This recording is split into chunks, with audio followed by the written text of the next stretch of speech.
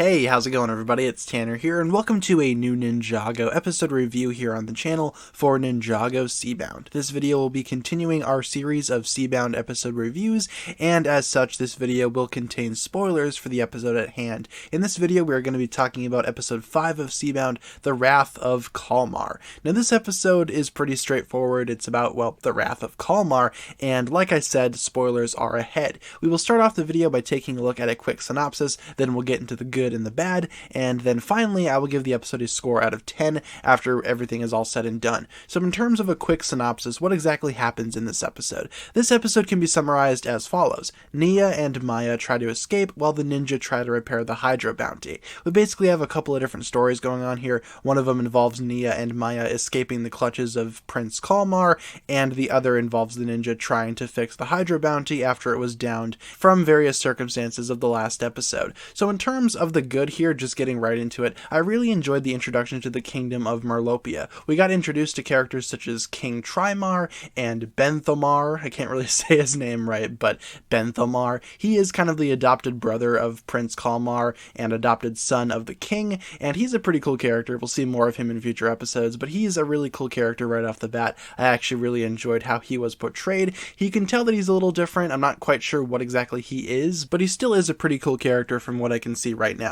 I also enjoyed Nia and Maya's escape from the clutches of Prince Kalmaar. I thought that was really enjoyable, very creative. I also like how they escaped on their own without anyone having rescued them, you know? They kind of just escaped on their own merit, which I think is always good to show that these characters are strong enough to escape on their own without needing help constantly. Now, Maya, of course, is a little bit experienced, so she knows how to do these types of things, but Nia and her kind of work together. Like, Nia is the youth of the team and Maya is the brains, so I think that's a really good team up there between those two especially. I also enjoyed the whole process of Jay trying to jumpstart the Hydra bounty. That's probably one of the biggest things that happens this episode. Now, the ninja trying to fix the Hydra bounty, and multiple times throughout the episode, Jay offers to just go ahead and jumpstart the battery and get it going again. To which Zane and Pixel always reply, you know what, no, that's going to be fatal. It's definitely not worth the risk. Jay eventually does risk it. Very brave, very, sacrificial for Jay. I was actually quite surprised that he went through with it, and the scene in which he does jumpstart the bounty, it actually does turn out really well. I really enjoyed how,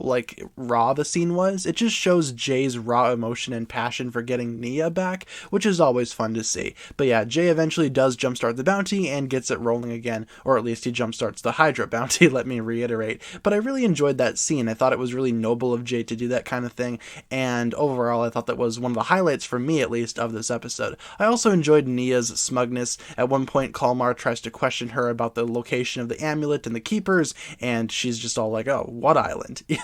Just trying to play dumb. Really smug. I really enjoyed that. Nia's not a dumb character. She's very smart. She knows how to act in situations like this, and it also helps that Maya's there too. Like I said, it's kind of like the youth and the brains together. They make for a very smart and very creative team, so I gotta give credit where credit's due on that one. Overall, though, the episode was very good. In terms of some bad things, I only have one thing to say. I noticed that some dialogue coming from Prince Kalmaar was a little cliche. I felt like I've seen this exact same scenario in several other movies, and even Ninjago itself. The dialogue is very one note from Prince Kalmaar. We understand that he's not a good dude, and we understand that he's the bad guy, but they don't need to make it super, super obvious. The episode does. Now, I'm not saying that the episode is at fault for that. I'm just saying that the dialogue from Prince Kalmaar is a little bit traditional for my liking, a little bit too cliche on the nose. I think that we're going to see more of that character expanding out in future episodes, but as of this moment in time, Kalmaar seems like a very one-note villain, at least according to my own opinion. That's going to pretty much wrap it up for the bad. Nothing too major there. But overall, though, this episode is still very good. I'm going to go ahead and give it a 9 out of 10 for everything I just listed in this review.